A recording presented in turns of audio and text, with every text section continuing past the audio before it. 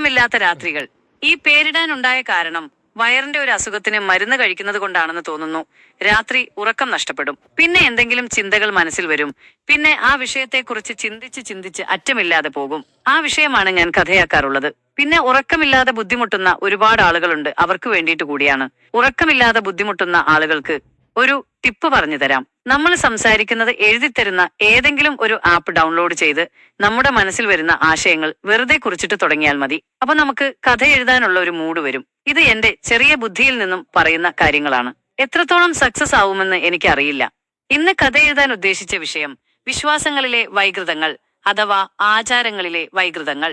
ആയിരക്കണക്കിന് വർഷങ്ങൾക്ക് മുമ്പുണ്ടായ ആചാരങ്ങളും കർമ്മങ്ങളും ഇപ്പോൾ ഒരുപാട് മാറ്റങ്ങൾ വന്നിട്ടുള്ളതായി നമുക്ക് തോന്നാം. അന്ന് അവരത് ആളുകൾക്ക് ഗുണമുള്ള രീതിയിൽ ഉണ്ടാക്കിയെടുത്ത ഒരു കാര്യമായിരിക്കാം. പക്ഷേ ഇന്ന് അത് വെറും വിശ്വാസങ്ങളും ആചാരങ്ങളുമായി മാറി. അതുകൊണ്ടാണ് ജനങ്ങൾ അതിനെ അന്ധവിശ്വാസങ്ങളും അനാചാരങ്ങളും എന്ന് പറയാൻ കാരണം.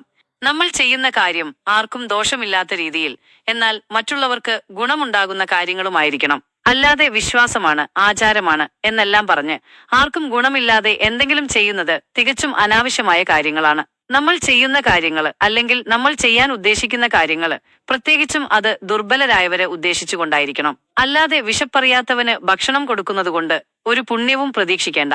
വിശപ്പ് എന്താണെന്ന് അറിയാത്തവന് ഭക്ഷണം കൊടുക്കുന്നത് ഒരു വിശ്വാസത്തിന്റെ ഭാഗമായിട്ടല്ല, അതൊരു അനാചാരമാണ്. അങ്ങനെ ഭക്ഷണം കൊടുക്കാൻ ഉദ്ദേശിക്കുന്നുണ്ടെങ്കിൽ അത് മറ്റെന്തെങ്കിലും പേരിലായിരിക്കണം, വിശ്വാസത്തിന്റെ പേരിലാവരുത്. എന്ത് വിശ്വാസത്തിന്റെ പേരിലാണെങ്കിലും ഭക്ഷണം കൊടുക്കുക എന്നുള്ളത് അത് അർഹതപ്പെട്ട ആളുകൾക്കായിരിക്കണം എന്നാണ് പ്രവാചകന്മാർ പഠിപ്പിച്ചിട്ടുള്ളത്.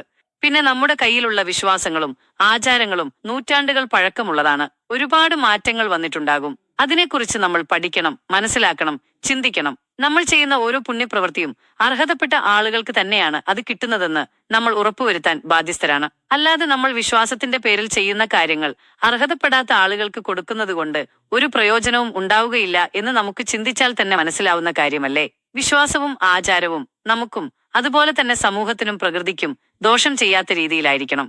നമുക്കും സമൂഹത്തിനും പ്രകൃതിക്കും ദോഷം ചെയ്യുന്ന ഒരുപാട് വിശ്വാസങ്ങളും ആചാരങ്ങളുമുണ്ട്. അതിനെക്കുറിച്ച് നമ്മൾ മനസ്സിലാക്കാൻ വൈകിക്കൊണ്ടിരിക്കുകയാണ്. ഉദാഹരണം പറയാൻ ഞാൻ ഉദ്ദേശിക്കുന്നില്ല, കാരണം അത് ഏതെങ്കിലും തരത്തിൽ ദോഷം ചെയ്യുമെന്ന് മനസ്സിലാക്കിയത് കൊണ്ടാണ്. ഉദാഹരണങ്ങൾ ഒരുപാട് പറയാനുണ്ട്. എല്ലാ മതത്തിലും ഓരോരോ മതങ്ങളെ വൈകൃതമാക്കുന്നതും അത് മതങ്ങളിൽപ്പെട്ട ആളുകൾ തന്നെയാണ്. അന്ധവിശ്വാസങ്ങളും അനാചാരങ്ങളും കൊണ്ട് നിറയുകയാണ് മതങ്ങൾ. യഥാർത്ഥ വിശ്വാസങ്ങൾ അതിൽ മറഞ്ഞുപോയിക്കൊണ്ടിരിക്കുകയാണ്. നമ്മുടെ വിശ്വാസങ്ങളും ആചാരങ്ങളും ഒരു തരത്തിലും മറ്റുള്ളവർക്ക് യാതൊരു ബുദ്ധിമുട്ടും നമ്മുടെ ബാധ്യതയാണ്. ഇതിൽ എഴുതേണ്ടതായിട്ടുള്ള കുറെ കാര്യങ്ങൾ ഞാൻ എഴുതാതെ വിടുകയാണ്. കാരണം അത് ആർക്കെങ്കിലും ഏതെങ്കിലും രീതിയിൽ വിഷമമുണ്ടാകുമെന്നുള്ള തോന്നൽ കൊണ്ടാണ്. വിശ്വാസത്തിന്റെ കാര്യമായതുകൊണ്ട് പരിധിയിൽ നിന്നുകൊണ്ട് മാത്രമേ നമുക്ക് സംസാരിക്കാൻ കഴിയുകയുള്ളൂ. വീണ്ടും പറയുകയാണ്, നമ്മൾ ചെയ്യുന്ന ഓരോ പ്രവൃത്തിയും, വിശ്വാസത്തിന്റെ പേരിൽ ചെയ്യുന്ന ഓരോ പ്രവൃത്തിയും നമുക്കും സമൂഹത്തിനും പ്രകൃതിക്കും ഗുണം ചെയ്യുന്നതാണെന്ന് ഉറപ്പുവരുത്തിക്കൊണ്ടായിരിക്കണം. വെറും വിശ്വാസത്തിന്റെ പേരിൽ മാത്രമാണെന്ന ചിന്ത മാറ്റേണ്ടത് അനിവാര്യമാണ്. ഈ കഥ ഇവിടെ അവസാനിപ്പിക്കുന്നു.